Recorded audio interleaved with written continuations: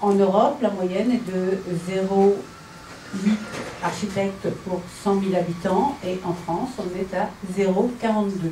Il faut savoir que seulement en France, un tiers du montant des travaux est réalisé par des architectes. Il y a différentes raisons. D'abord, le fait que les architectes ne participent pas ou extrêmement peu à la construction des maisons individuelles, notamment.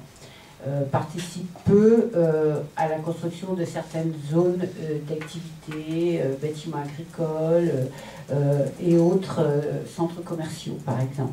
Les travaux d'entretien et de rénovation pour la profession représentent environ 15%.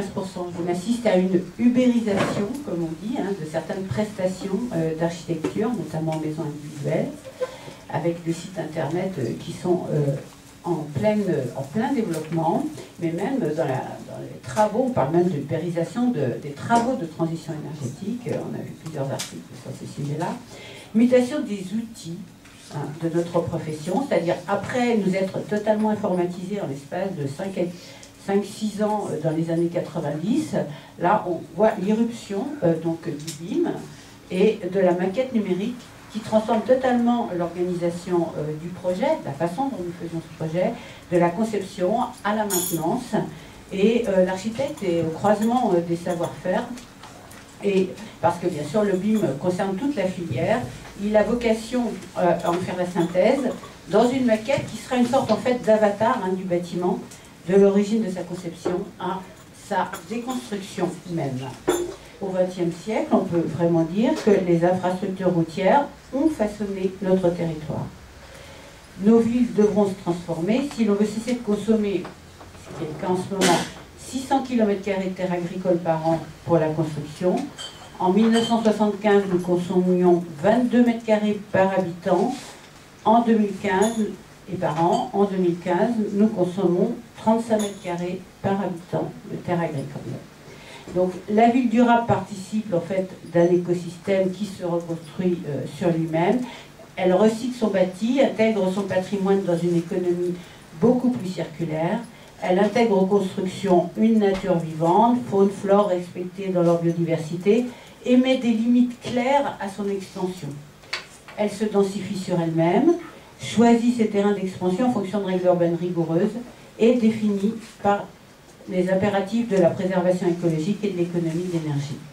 Avec la simplification des règles urbaines, tout cela conduit à un urbanisme négocié, contrairement à un urbanisme réglementaire sur lequel nous avons vécu depuis maintenant de nombreuses années.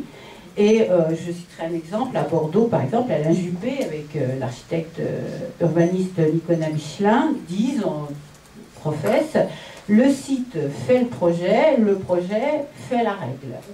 On a beaucoup parlé de rénover 500 000 logements par an, de construire 500 000 logements par an, mais si on regarde les exigences de la stratégie bas carbone, ces 500 000 logements par an, dont on est pourtant déjà très loin, en fait, si on veut arriver au facteur 4 d'ici 2050, il faudrait rénover jusqu'à 800 000 logements par an, et je peux vous assurer que nous sommes pour le moment loin du compte. La révolution numérique dont nous vivons actuellement que les prémices va accompagner ces évolutions, et nous devons penser comment vont s'articuler ces deux évolutions-révolutions que sont l'évolution ou la transition écologique et la transition numérique. Alors, du point de vue de la ville, la Smart City, puisque ce serait en quelque sorte l'application numérique d'une ville, d'un nouveau modèle urbain, la Smart City, à notre avis, serait un modèle bien pauvre pour la ville de demain, parce que comment une société peut-elle apprendre à habiter autrement, parce que c'est bien de cela dont il s'agit, si les citoyens n'y sont pas pleinement associés. Et à notre avis, la transition écologique ne peut être mise en place à l'échelle d'une société qu'avec l'utilisation, ne peut pas être mise en place à l'échelle d'une société qu'avec l'utilisation de techniques, aussi performantes soient-elles. 30 000 normes s'appliquent à un bâtiment de logement, ce qui est absolument considérable.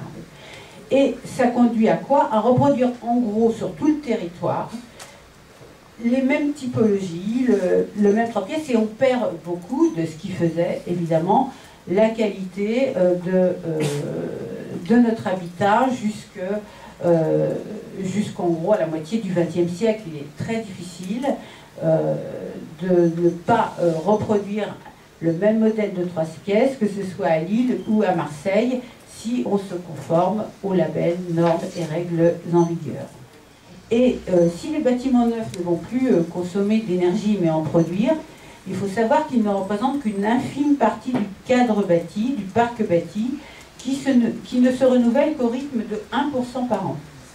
C'est-à-dire que 350 000 logements neufs pour un parc existant de plus de 35 millions de logements.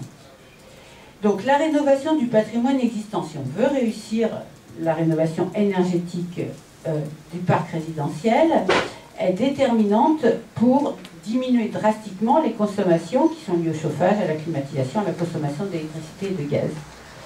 Et pour cela, il faut à la fois combattre cette obsolescence du patrimoine existant et lutter contre la précarité énergétique à venir de la population. Il faut au moins 500 000, et je vous disais 800 000 tout à l'heure, au moins 500 000 devront être réhabilités chaque année. La maquette numérique est conçue comme un outil de partage des données du projet entre les différents acteurs, que ce soit maître d'ouvrage, maître d'œuvre, entreprise. Cet outil est encore en phase d'expérimentation, notamment dans ses aspects concernant l'organisation de son utilisation et des responsabilités qu'elle crée, mais elle est à placer dans la perspective d'une recherche permanente d'optimisation, de gestion des opérations, et dans certains pays, notamment les pays anglo-saxons, elle est déjà très avancée et tout à fait utilisée. Donc la loi TECV crée le carnet numérique, le carnet numérique de suivi et d'entretien du logement tout au long de sa vie. Et cette espèce d'irruption de la longue durée, non pas seulement du point de vue de la solidité, parce que ça, la solidité, c'était dans la longue durée déjà pour notre profession, mais que ces données environnementales soient vues dans la durée. Donc les performances environnementales dans la durée, c'est un puissant facteur d'évolution dans la conception même du bâtiment, car elle implique une pertinence de l'usage, une évolutivité des fonctions, comme je le disais, et une anticipation dans le projet qui donne à notre profession et à toute la maîtrise d'œuvre, et aux entreprises également, une dimension temporelle assez inédite. Auparavant, nous faisions un projet, au moment de sa réception, c'était terminé, c'était quelques années, etc. Maintenant, les choses sont différentes. On est en train de mettre en place des garanties de performance énergétique sur le long terme. Et cela peut se traduire tout à fait concrètement pour la maîtrise d'œuvre et pour tous les acteurs de la construction par des missions nouvelles sur l'entretien, la maintenance, la rénovation, jusqu'à la déconstruction même du bâtiment. Il faut savoir que les déchets du bâtiment sont les premiers en quantité, les plus gros déchets, notamment en Île-de-France. Je n'ai pas les chiffres là, mais le bâtiment est le plus gros producteur de déchets. Et tout ce foisonnement de recherche et d'innovation nous semble de bon augure. Voilà, je vais m'arrêter là.